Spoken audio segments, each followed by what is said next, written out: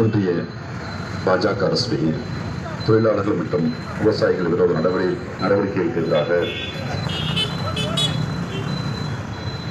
LPF, INTUC, AITUC, HMS, CITU,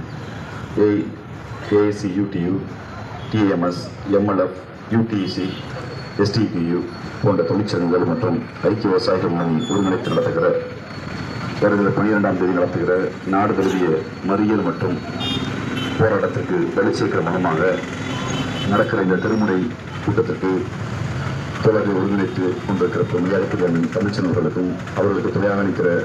போராட்ட சக்திகளுக்கும் இயக்கத்துடைய பெரியவர்களுக்கும் எனக்கு முன்பாக பேசியிருக்கிற எங்கள் மாவட்ட கழகத்தின் பொறுப்பாளர்களுக்கும் எனக்கு பின்பாக உரையாற்றக்கூடிய